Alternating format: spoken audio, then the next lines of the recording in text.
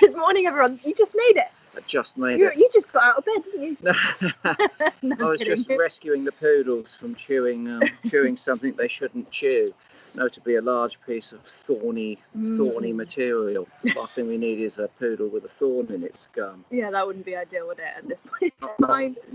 Anyway, good morning. It's a sort of a blustery day down here, isn't it? We've got a bit braver though, haven't we? We have moved out of the barn. Yeah, well, it's not going to rain, but it's by a really, few inches. It's jolly windy, windy.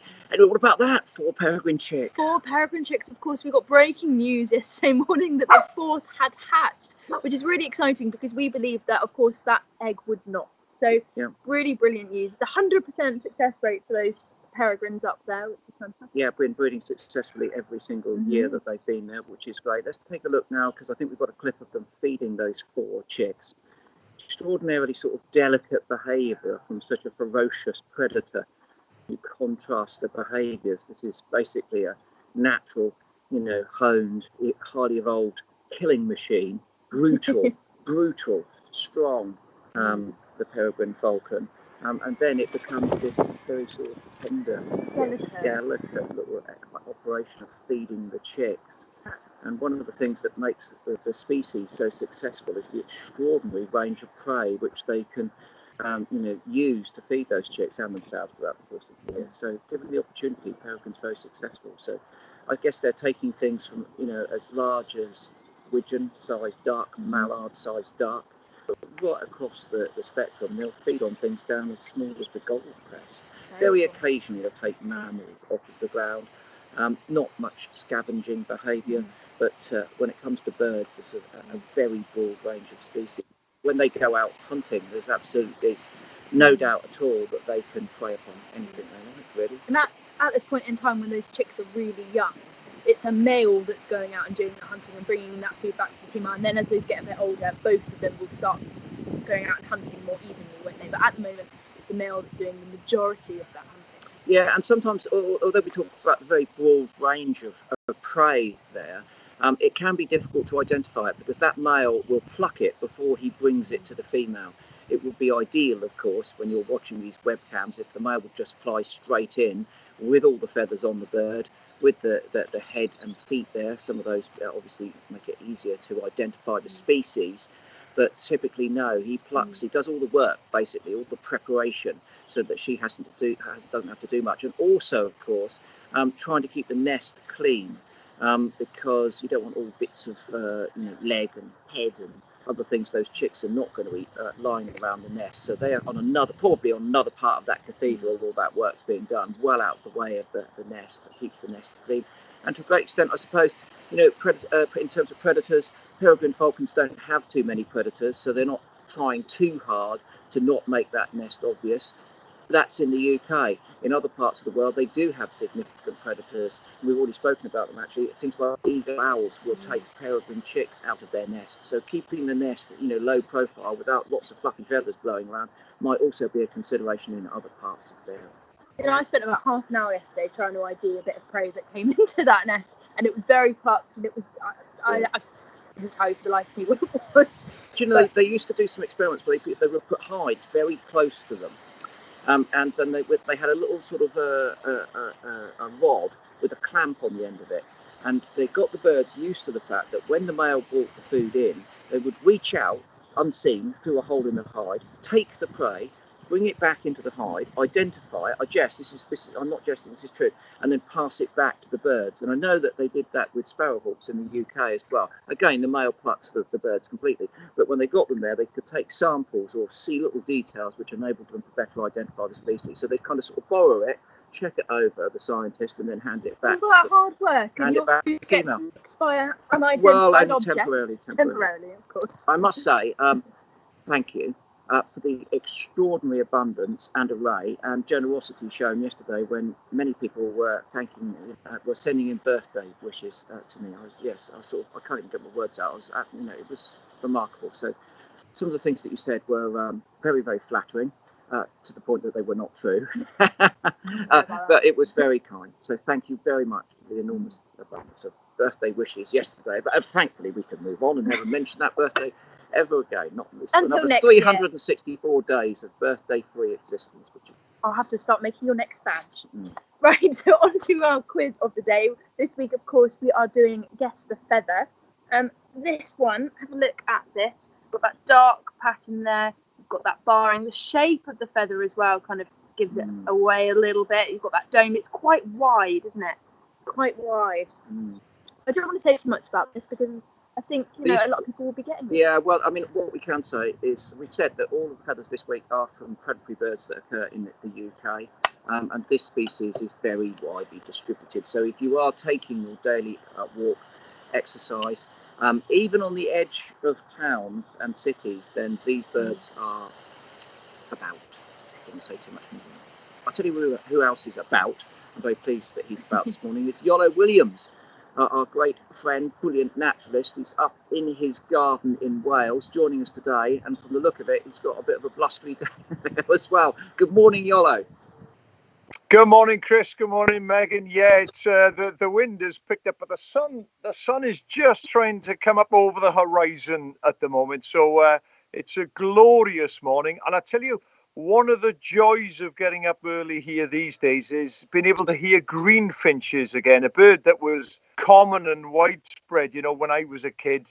And of course, about 2005, 2006, they were hit by this disease, trichomoniasis, and that really, really did knock them back. And I didn't hear any here for well over a decade. And about 3-4 years ago, one pair came back to the garden over the way. And this year, between their garden and my garden, we've got 4 pairs. So it's lovely to hear greenfinches back again.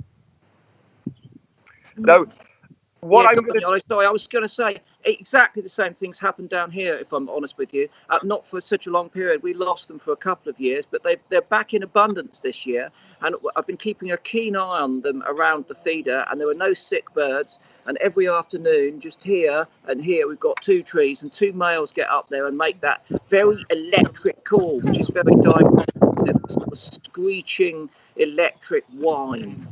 Yes, yeah, that's right. And there's a little bit of a staccato in there with it as well, usually, isn't there? And it's a cracking bird. The male greenfinch is just such a beautiful bird. And I've got apple trees in my garden here, and one of the males perches up on there. He actually nests in a Leylandii just over the way, but he perches up on my apple tree and sings every morning. And it's an absolute joy to hear them back in my garden once again. And I don't know if you remember, I was on about a month ago now, but just a little bush, literally 2 meters to my left here, was a dunnock's nest, and I'd taken a photo about a week before I came on of it. It was perfect. It was just finished. It was empty. There was nothing in it. Well, actually, after that, they laid 4 eggs in there, and I managed to watch the male. And of course, the life of the dunnock puts the Borgias to shame. The sex life is just incredible. And so I had a lot of fun watching the male keeping an eye on the female. He'd sing to her from the post.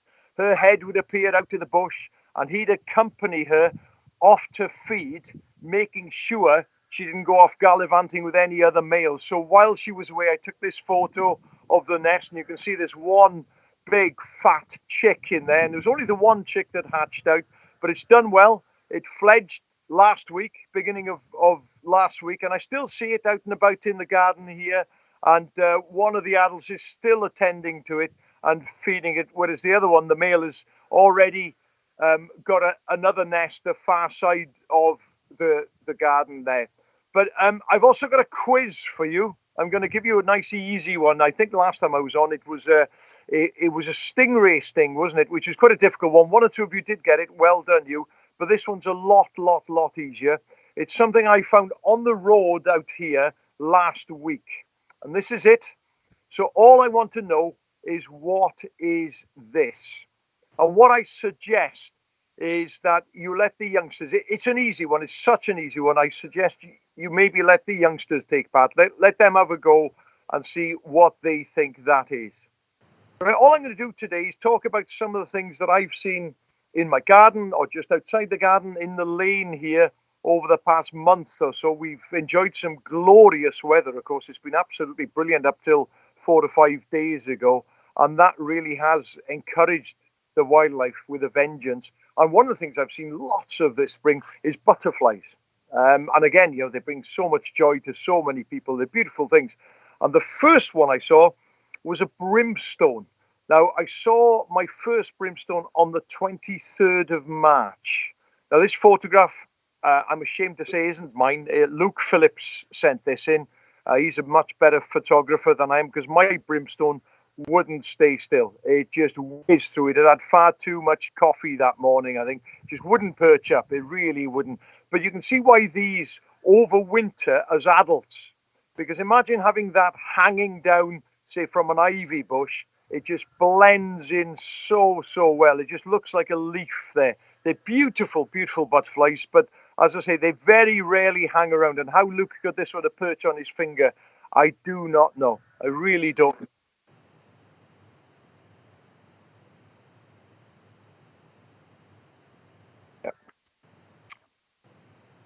So that's the brimstone.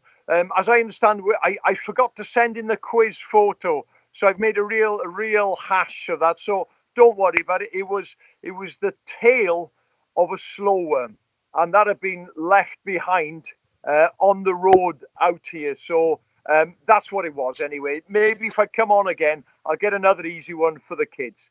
But that's the brimstone. Another butterfly that I'm seeing a lot of this year, it's having a really good spring, is the orange tip butterfly. And again, these don't land very often. I find it very difficult. I'm not a photographer, I've just got a phone. And I find it very difficult to get photographs of these as well. But this one perched up briefly for me. It's a male. You can just about make out a little bit of the orange there. Its wings are closed, of course, but you can just about make out a little bit of the orange on the wings there. And they've had a goodie, I think, partly because of the weather. Of course, it's been lovely. It's been beautiful weather. But they've had a good year as well, I think, partly because a lot of the verges around here have been left alone. They haven't been cut by the council this year. So hats off to Powys County Council. Well done. And I know quite a few councils have delayed this year. So if anyone from the council's listening, please, can we have this as a norm, not an exception? Leave the verges alone, because it's brilliant for all kinds of our flowers. And it's fantastic for a lot of the pollinators as well. Now, the next butterfly I've been seeing quite a few of this year, more than usual, is this one. It's the comma. And it gets the English name comma because on the underwing, if I was to lift that over, you'll see a little white comma on the very distinctive marking.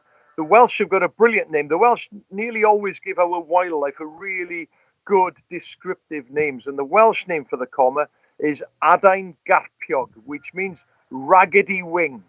So if you look at the wings, they look like they've been torn along the edges. They look like I've been attempting to do a bit of origami there. And it's a real raggedy edge. So raggedy wing is the comma butterfly in Welsh. It does look a little bit like the small tortoise shell, which is one you'll see in your gardens quite a bit from now on. But it's the sort of raggedy end to those wings, I suppose, more than anything else that separates those two. And the last one, another common one, is this one. It's a peacock. Now, it's not the best of photos. Again, apologies for that. I'm not a photographer. But what I want you to have a look at on this one is they've got these big eyes on the wing. And those eyes are to do a couple of things, really. First of all, is to make it look bigger than it actually is and scare away any potential predator. And also, scientists believe that any bird that's going to have a go for the peacock is going to go for those eyes.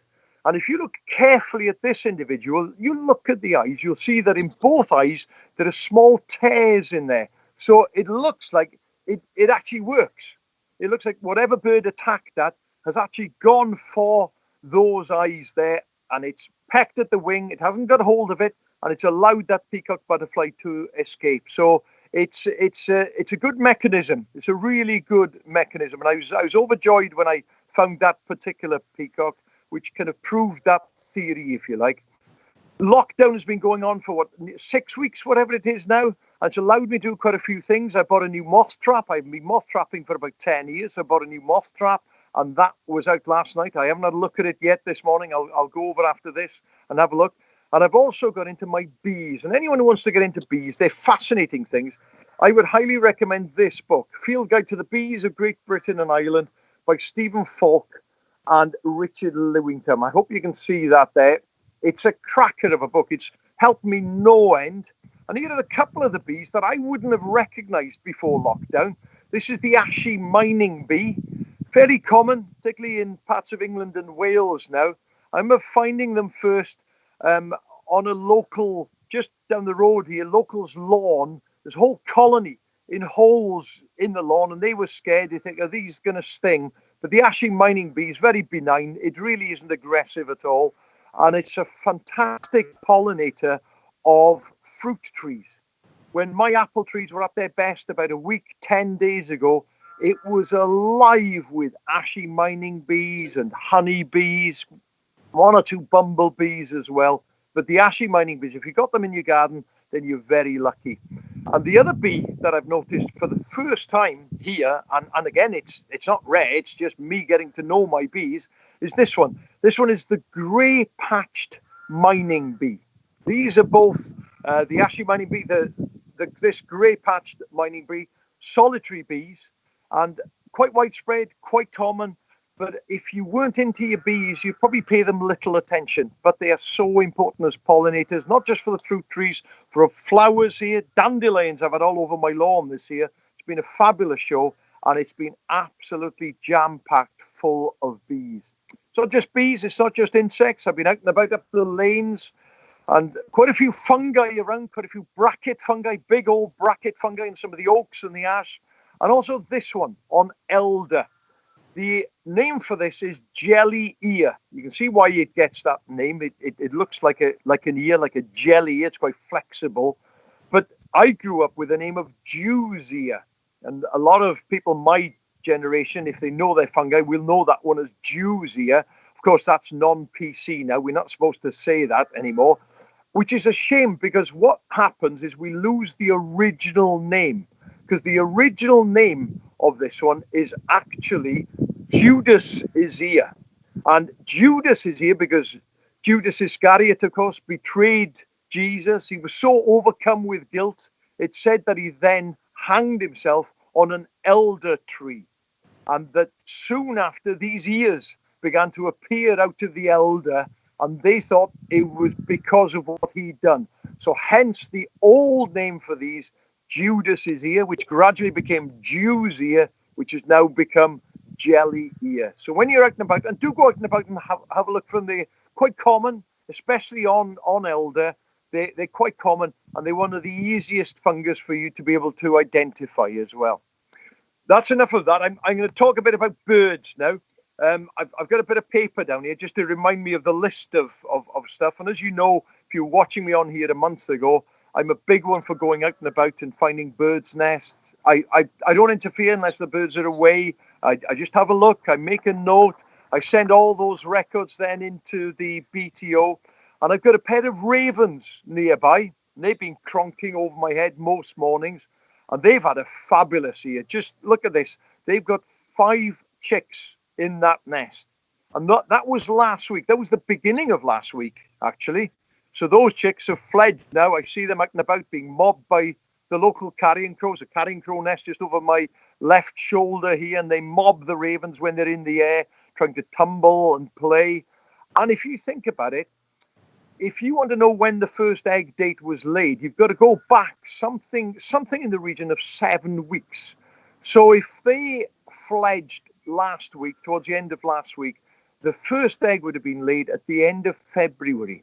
So that is really, really early, and it's one of our earliest nesters. It really is. And up here, I suspect that that's a tactic because the lambing takes place up here in the Welsh Hills late March, early April. Usually on the low ground, it's much earlier, but here it's late March, early April time. And so they will have timed it that they've got chicks in the nest demanding food at a time when lambing takes place. There's a lot of afterbirth. Quite a few dead lambs out and about as well. So there's a plentiful supply of food for those chicks. Nature thinks of absolutely everything. This is an interesting nest in some scrubby woodland down the road here. This is a pheasant nest, but it's got 19 eggs in it. Now, we've seen pheasant nests laid by, where the eggs have been laid by one female, and it can be, usually 8, 9, 10, sometimes 11 or 12 eggs. If you get 19 eggs, it's a sign that it's been laid by 2 females. two females would have laid those in one nest. And the other and that actually happens quite a lot with a lot of these game birds and ground nesting birds as well. And the other interesting thing is that you'll see that the eggs there are in two different colours. You've got the usual pheasant colour of sort of olivey brown, but you've got a couple of lighter coloured eggs, almost bluey green eggs there as well. And that happens with pheasants as well. You do get that with them quite often. But that was, as I say, that was in a scrubby woodland just down the road here. And another interesting nest that was found by a friend of mine, Steve Roberts, is this one here. It was originally a mallard nest in a tree, in a hole in a tree. This is in an alder that hangs out over a pond. So in some ways, it was ideal for the mallard. She's off the ground. She's safe there. And she laid those 4 bigger eggs in there. But then she was evicted by a tawny owl that laid 1 egg in the middle of those 4. And she was incubating all of those eggs. Now, luckily for the mallard chicks, the tawny owl egg is the only one that hatched out. And that chick is a big old lump of a thing by now. But this, again, isn't unusual. I found this kind of thing in the past, too, where something like a mallard, I've even found a goosander, they'll nest in holes in trees. And they've been evicted by owls, and the owl has taken over that. It's just lucky, as I say, that those chicks don't hatch out before the owl egg hatches like that. A couple more that have been sent in to me here now. A couple of blackbird nests, and this is quite worrying. This is quite an indictment on the human race, really. These are both blackbird nests. The first one is this one. This was in a garden up in North Wales, and it's a blackbird that's used plastic to line its nest. And we're starting to see this more and more. I see lots of bits of plastic in blackbird nest, in song thrush nest now, and I see baler twine, that sort of plastic string that you have. I see that commonly. Actually, I hardly ever find any blackbird nest without a bit of plastic in it these days. And the second one here, again, this one's come from North Wales. This is a blackbird nest with tumble dryer sheets in it. And it makes you think, doesn't it? Please, if you've got to use plastic, and of course plastic is everywhere now, or if you use these sheets in your tumble dryer, please dispose of them carefully. Recycle, or put them in the bin. Don't throw them out and about, because these blackbirds have obviously picked these up and then used them in those nests there. And who knows, they could suffocate the chicks. The chicks could get tied up in it. Could be a major danger. Now, the final photograph that I want to show you now, Chris, you like this. It's a picture. Again, this came from Llanfairfechan, a village up in North Wales, sent in by a lady there. And it's a great spotted woodpecker on her feeder. But this great spotted woodpecker, the underneath the tail there, the colour is usually red. But on this one, it's bright yellow. And that's an example of xanthocroism. I've never seen it. It's xanthocroism, and it's a lack of red pigments. And where you get this lack of red pigments, the yellow pigment then comes to the fore. So that's an example of xanthocroism. And Chris, I'd be interested to know whether you've seen a woodpecker, or any bird for that matter, that any wild bird showing an example of xanthocroism. You like that word? Thanks, Iolo. Yeah, we're not muted. No, there we are. Xanthocroism. Yeah, I love a bit of xanthocroism, to be honest with you. I've never seen one myself, but like you, I've seen photographs of great spot woodpecker. And also other species that it occurs in are things like wood warbler, yellow wagtail. And these are birds which are already yellow, of course, but it increases the yellow nature of it. And I think that in great spot woodpeckers, it's the lack of red pigment, like you say, but the red pigment is obviously joined with yellow and orange pigments as well, which build up that intense crimson colour in their plumage. So if you take one out, there's still enough of the yellow left there to colour those parts of the body. And I have seen photographs where it's not just the vent, but also the red markings on the head of the male as well. So the entire body, where everything should be red, is switched to yellow. But an interesting bird. And I don't know, I've seen about 3 sets of photographs in my lifetime, I think. So obviously it's something which occurs regularly, but sparsely, I should say.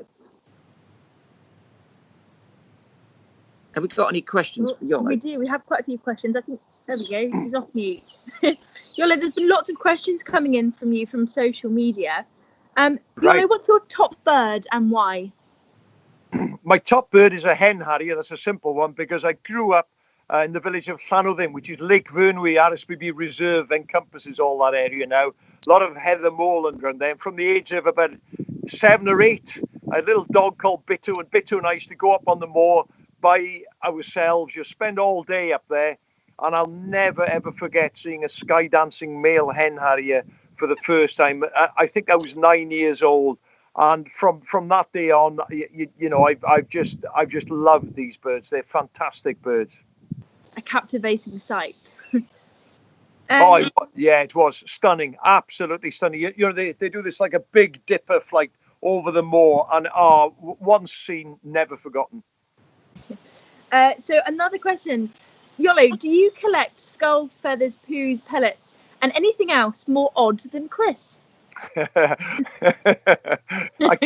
I can't be any odder than Chris, surely. I used to collect skulls. I used to collect wings. I used to find dead birds. I used to collect wings. I remember my pride and joy was a long-eared owl wing that I found at age of about 14. But actually, when I was about 30, I gave my whole collection to a young local lad who was just getting into wildlife, and just to try and encourage him, I gave him my whole collection of skulls, wings, fossils as well. So he's got them all now. That must be quite a collection that he's now got in his bedroom or wherever it is. Well, I tell you, my wife was very glad to see the back of them, I think. So Iolo, why would the mallard eggs not hatch when the owl egg did? Yeah, that's an interesting question. And I suspect what had happened is that the female mallard was incubating those eggs. The tawny owl came in, evicted her, and possibly didn't lay for a while, or just laid one egg and was going to lay more eggs, which means that the mallard eggs would have chilled.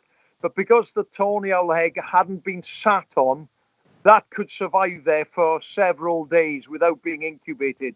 And I suspect that that's what's happened there. One more question. This is from Shelby. Is it right that the peacock butterflies we're seeing now are from over the winter, and the new ones that we see later on in the year have just emerged? Yes, that's right. Yeah, that's right. These will have overwintered, and then the next generations will be ones that have emerged from caterpillars that'll be feeding on nettles. So if you've got a nettle patch, please don't destroy, don't spray, don't cut it. It's really valuable for things like peacock butterfly caterpillars.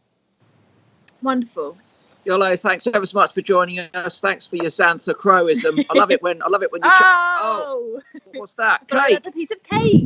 This is homemade shortbread, Chris. I still lament the lack of cakes on your early morning program. That does look delicious. We're cake free here.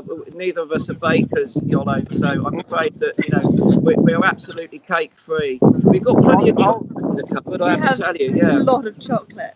I can send you a video of me eating cake if you like, Chris. Talking with my mouth full. Help fill the void. The other difficulty is that the cake needs to be vegan cake these days as well. So of course, yes. Yeah, I tried to make Chris a birthday cake, and I was looking. I didn't think this through, of course, that you need very specific ingredients to make a vegan cake. So when I went into the dark depths of our cupboard, and there wasn't enough stuff to make a vegan cake, and I was really disappointed. Yeah. Well, I might have been disappointed not to receive the cake, but I wasn't disappointed not to have to clean up the mess that would have, resulted in it being made in the kitchen. To be honest with you, Iolo. No. Anyway, listen. Before we get into another domestic about kitchen duties, thanks ever so much for joining us, Thank mate. you, Iolo. Pleasure. Nice to see you both. Take care. Bye, Iolo. Excellent stuff. Oh no, shortbread. Shortbread, I know. Oh, It's making me feel a bit hungry now. I know, but we've been very good, haven't we, on our sort of sweet stuff? Apart from the Wow. chocolate. Apart from the chocolate. Yeah, apart from the chocolate. We're not Xanthochrysum Day. Xanthochrysum. Not the only example of odd coloration that we've seen. No, not at all. So yesterday we got sent in this photograph from Louise Stanhope. Now she didn't take this photo, but it was put on her Lancashire group. So this is a squirrel which has something called piebaldism. I have never seen anything like it before in my life. It is incredible. Well, you've seen lots of piebald animals. Yes, lots of piebald animals, but not a squirrel. Not a squirrel. And I didn't really understand exactly what piebaldism was, because we see animals with this piebaldism all the time, but we wouldn't necessarily associate it with being piebald unless you knew, of course, what it is. Do you know why we see them associated with, a lot of piebald animals? Why? Because it's associated with a gene in those mammals which allows us to domesticate them. So lots of domestic animals are piebald. It's part of that process. When we select for the traits of being friendlier, tamer, less aggressive, all those sorts of things, then associated with those traits are a gene complex which leads to animals being piebald. And when they domesticated red foxes in Russia in the 1970s and 80s, they became piebald. Well, if you think about beagles, lots of our dogs are, horses too, and lots are piebald. But what is piebald? Frisian cows. Frisian cows, exactly. But what is it exactly? Well, what it is a group of unpigmented spots or patches on a pigmented area, pigmented body. So what you're looking at with this squirrel photo is a grey pigment, but it has those unpigmented patches. And the reason that this happens is in the embryonic stage, when things called melanoblasts, which are responsible for pigmentation, migrate from the neural crest into the skin.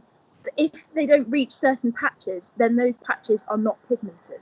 So this is happening in the early embryonic development of the animal. It is. But the interesting thing about the squirrel is that it's symmetrical. It's incredibly symmetrical, and this can happen. It can be symmetrical, but it's incredibly rare, which is very, very unusual. But we know that piebaldism dates back a really long time. There's depictions of it in the Egyptian period, so we know that it's been happening for a really long time.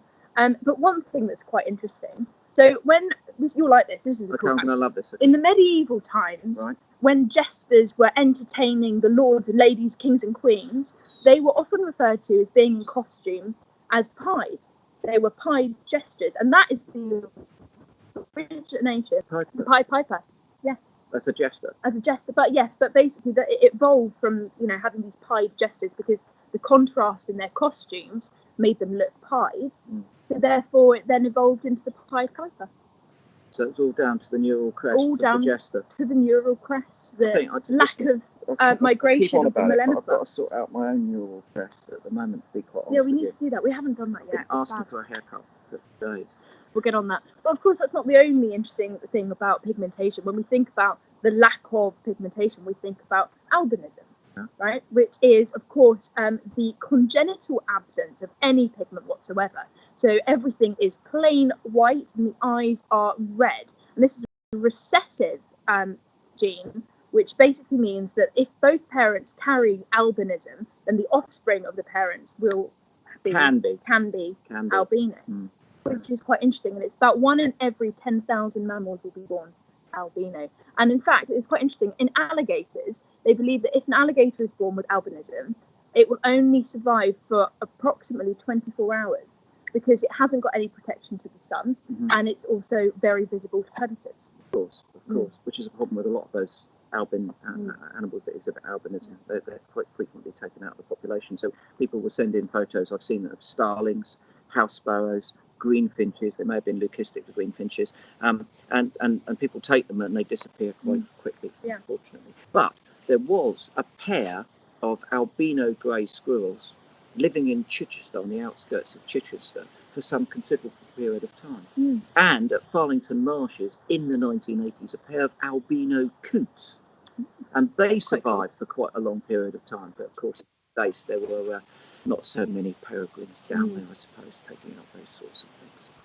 A couple of weeks ago, we were very pleased to be joined by Chris Howard from his garden near Bristol. Chris, if you remember that, had put in one of those tiny little pools that we'd encourage people to make, using up a washing up bowl, letting that into the lawn and seeing what turned up. He's been working throughout lockdown to improve his garden from a wildlife perspective, and he's going to give us a bit of an update now. Hi Chris, hi Megs, welcome back to Somerset. It's been another beautiful day. We're pre-recording this one at the moment so that I don't make as many errors and faux pas as last time. Yeah, it's been a beautiful day. We've been out looking at the bluebells today. The bluebells just seem absolutely stunning this year. Probably just because we've got more time to go out and find them. What else? We've seen some swifts recently. Our first swifts came on Thursday while we were doing the clap for the NHS. That was pretty special. And we've got a blackbird nesting right behind the pond over there, so that's exciting too. So, time for an update. What's been going on here? Well, our newts have been getting more and more busy in that pond. Now I've got one here, hopefully, and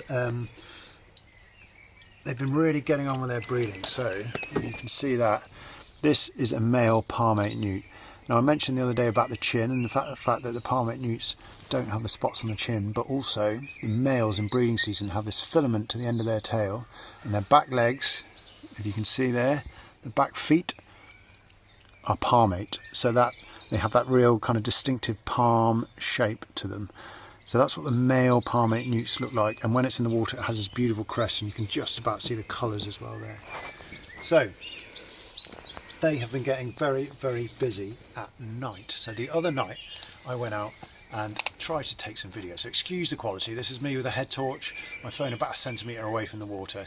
But you can see right in the middle there is a male newt and 2 females either side of them. The females are bigger, they're fatter, they're full of eggs. So the male is in the middle, and you can see, if you look very carefully, he's fanning his tail straight at the female. What he's doing there, it's not a visual display, we'll talk about that later. What he's doing is actually fanning pheromones towards the female. He's fanning these sex hormones, trying to entice her to breed with him. If he thinks she's interested, what he'll then do is he'll turn away, keep fanning the tail towards her, and then move forward. If she follows, he then deposits a spermatophore, a little sperm package, onto the substrate, the leaves, the weed, whatever, and then try and lead the female, fanning that tail all the time, over the spermatophore, so that she can then pick that up in her cloaca, fertilise the eggs, go off and lay them in the pond. It's an absolutely beautiful system, it really is. It's nothing like the frogs or the toad, where it's all about these mass orgies. This is subtle, it's clever, it's really a really beautiful system. If you ever have a chance to go out at night and watch it, I really, really do recommend it. And what's even more interesting is it's happening in the pitch dark. That clip, obviously, I've got my torch on. If I wasn't there, that would be pitch dark. And scientists have shown that actually the visual cues, the crest, the colours, don't actually matter at all. The female can exhibit this behaviour without any male being present, just following a pheromone trail. So it's really, really fascinating what's going in your pond at night. And we know it's working, just quickly, because I've got this photo earlier of a little newt, a little eft, and you can see it's got the gills still sticking out from the back of its head. So that's a very young newt, and hopefully that'll be the next generation in our pond. So that's the pond. But the big question I know on everyone's lips is, have we had any hot hog action? Well, let me tell you, we have. We have, or we think we have.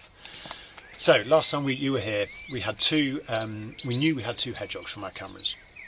And then about 2 or 3 days after that, we came out one evening and we heard this very strange sound. This was happening at night as well. And I took this little clip.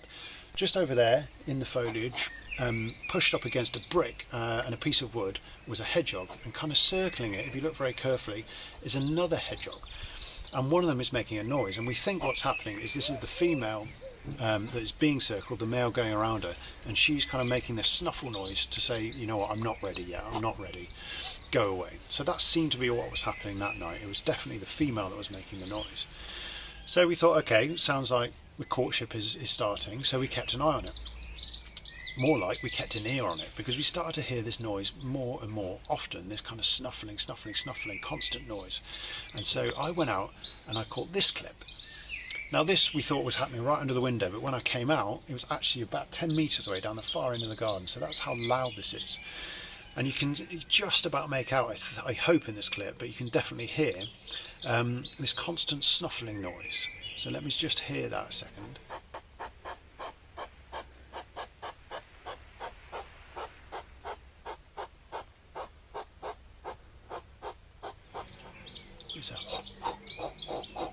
constant noise, and the female is in the middle and the male is circling her constantly, and he's now making the noise. So he's trying to court her and try and make her have sex with him, basically.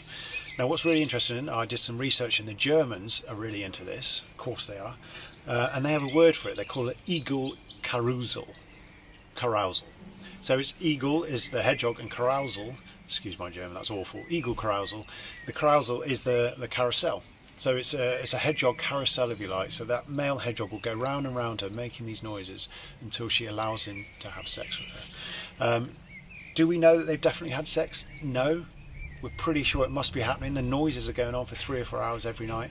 In fact, the other night we had 2 pairs. We were sat in the middle of the garden here. We had 1 pair in the bushes down there, 1 pair down there, and actually a 5th one came behind us as well. So we know we've got 5 hedgehogs in the garden, which we never would have known had we not been isolating here at home for so long and really getting to know our local patch. It's been really fabulous to actually get to know things.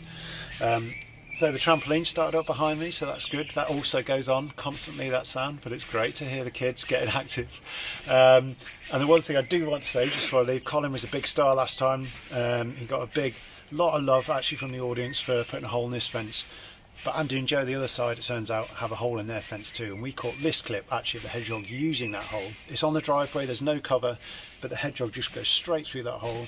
And that's connecting up at least 3 of our gardens, which is just fantastic. The hedgehog, they got quite big home ranges. So big up to Andy and Joe as well, because they're doing their bit too. And also big up to Isabel, who made a pond last time after I asked you guys to make a pond, and many of you did. But she made a pond that morning, and by the evening she already had her first frog in it. So well done, Isabel, that's fantastic. Right, that's it from me. Maybe we'll catch you again, but for now it's back to Chris and Megs in the New Forest. Thank you, Chris. The diversity of life in his garden is amazing. Newts. I love newts. When I was a kid, oh God, I was massively into newts. Were you? Massively into newts, yeah. I was very fortunate we had great cresteds, and I had them in a tank in the garage, and I was watching them doing their display when the male bends its tail around and it fans the female, it's just, dynamic stuff. Big crest, of course. Newts looking their best at this time of year. All 3 of the native British species looking their best at the moment with their brightly coloured underside. Do you know what I was doing last night at about 1:45? I mean, I know what you were doing last night. I was painting apples. I'm really disappointed. That was meant to be my breakfast. I was painting apples. So look, here's a green apple. Here's an apple that I painted blue. And here's an apple that I painted orange. Can I ask you a question? Yeah. Why did you paint an apple blue and orange? Well, I normally paint them better than this. It's a pretty scrappy bit of painting, actually. It's acrylic on an apple at nearly 1 in the morning or something. But why? I think is the main question. Okay, because I wanted to explain polymorphism. We've been looking at this morning at xanthochromosm. So here's a pigment deficiency in woodpeckers, which is leading them to be yellow rather than red. We talked about piebaldism in mammals, but what about polymorphism? And this is where a species has different colour morphs in its population as a standard. So this is something that occurs in that species all of the time. Well, it can be an enormous benefit to the survival of the whole species. Imagine you're a predator and you eat apples, and you go out and you start eating all of the green apples. Well, then you develop something called a search image. And this allows you, using your senses, primarily vision, of course, to see these green apples more easily than any others. So you feed on all of the green apples in that population. And this means that the number of green apples goes down and the number of blue and orange apples, same species, just a different colour, starts to go up because they're not being targeted by predators, because effectively the predators haven't trained themselves to see them. Well, then it gets to a point where the predators are not finding enough green apples to make it worthwhile looking for them. So they switch, and they switch to feeding on another one of the colour morphs in that species. So they might switch to feeding on the blue apples. And then they target those, and the number of green apples is allowed to recover. And it gets back to a balance until in the end there are less blue apples, and they switch again, and they may start feeding on the orange apples. So what you can see that this is offering the species is a chance to hide parts of its population because predators are not finding them.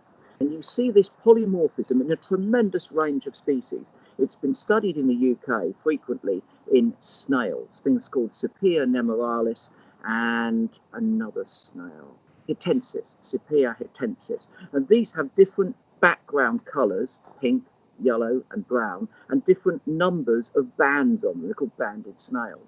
When predators go looking for them, things like song thrushes or even rodent predators of these things, they latch on to looking for one of these colour morphs, and then the others can prosper. You see it on the beach in things like periwinkles, which can range from being red all the way through orange and yellow into green. Same species, they're interbreeding the whole time, but this polymorphism is allowing them the chance to survive. So that's another reason why we see coloration variance in animal species.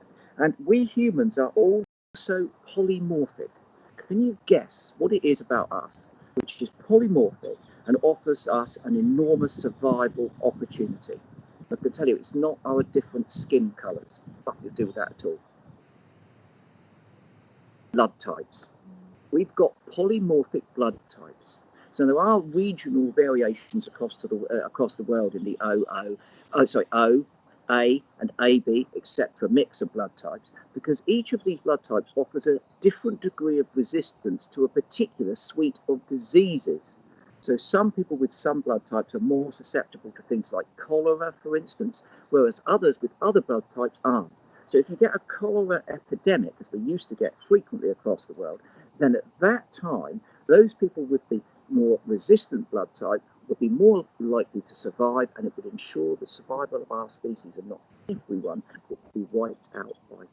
So polymorphism occurs even in humans. It's not always colour related. I never thought of it like that.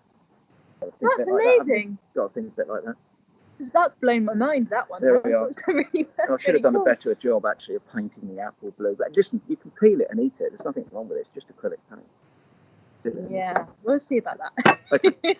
So I think we should go on and see if we have any questions. Or let me have a little look. I know there was definitely some coming through. Do newts share their ponds with frogs? Yes, they do. They do. Obviously, you've got the problems with eggs being eaten. Different things eating eggs, but yeah, ponds and newts will share their ponds together, and they both give rise to newt poles. They look very different. You won't confuse a tadpole from a frog or a toad with a newt pole. They look very different because the newt poles have noticeably external gills, these feathery appendages that come out the side of their cheeks. We just had a couple quick birthdays to go through as well. So Rena Langley, it's your 70th birthday today. Happy birthday. You sent in a message to say that you're on day number 47 of isolation, week 12 of lockdown because of your asthma, and you haven't missed one of our broadcasts yet. So thank you so much for tuning in and watching, and we both wish you the best birthday. Also, it's Corinne Nangles, your 70th birthday. Happy birthday to you. And also Helen Bray, your husband and son. Your son is called James. I'm not sure of your husband's name. We wish them both a happy birthday too. Now on SI Bird Club yesterday, we got sent in a photo.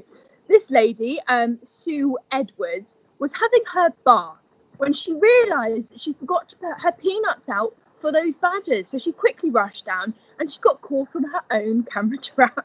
And she posted this photo of her outside in her dressing gown. It's a common mistake. We all do it. You all do it. You all want to see what I wear when I take the fox food out into the woods every night, to be quite honest with you. Which is brilliant. Fantastic. Quiz reveal. Quiz reveal. We forgot it yesterday. Sorry insane, again. Wasn't it? Absolutely insane. Did anyone get it, Bees? We did. We had lots of people getting this one right. Really? Yeah, lots of people. It's been really good. So we've got on Twitter, we've got Bex, Julie, Natasha, Kate, Becky, Christine, Diane, Mark. Twitter, Paula, Michelle, Lee, Verity, Karina, Gail, Kristen, Anise, YouTube, Hannah, Paula, Elisa, Vivian, Luke, Shane, Julie. I could go on. Lots of people getting this one right. Okay, these are the feathers from the common buzzard. The common buzzard. And what tells you that is, of course, the background colour is quite diagnostic. But also you've got this banding pattern on here, regularly spaced bands that go to the edge of the feather here. So these are the secondary feathers of a common buzzard. They're large, relatively conspicuous, they don't break down, they don't get taken away to be put in other birds' nests by smaller passerine birds. They're too big for that, so you frequently pick them up. And as I mentioned, common buzzards have recovered their range. You can find them over most of the UK, so it's likely you'll find these things if you're out and about walking on the edge of cities or in the countryside. One thing to say is that these come from the typical morph, since we're on morphs of the common buzzard, and common buzzards come in a great range of different colours. You get very pale ones. In fact, their French name is Bouze variable. Ooh, fancy. Oui, le Bouze variable. Oui. So it's the variable buzzard due to its different plumage, but these have come from the normal morph of the buzzard. Yeah, so there we are. Top work with that. We'll be back tomorrow. Who's joining us tomorrow? Lindsay Chapman. Lindsay Chapman. So send in all of your questions and your photos and clips, and of course we'll be especially if you've been caught on a camera trap. Especially. We could have a little competition. Yes. Competition. If you have a camera trap, why don't you get caught on it in the most outlandish costume that you possibly can? Okay, and we'll see who can look the biggest Burke on their own camera trap. I love that idea. Yeah, okay. Absolutely. Right, so we'll give it a couple of days. Yeah. People have to, they'll have to set make their costumes. But then you can get caught on your own camera trap in extraordinary wear. So we do expect gentlemen in tutus and ladies dressed as Cybermen. Very obviously. Naturally. Very obviously. What else would you be dressed as? We better go. We better go. Going on and on. Ideas are dwindling quickly. Okay. So, tomorrow, Lindsay Chapman, make sure to send in your clips and questions and we'll be sure to answer them then. See you then. Bye, everyone. Bye-bye. Bye-bye.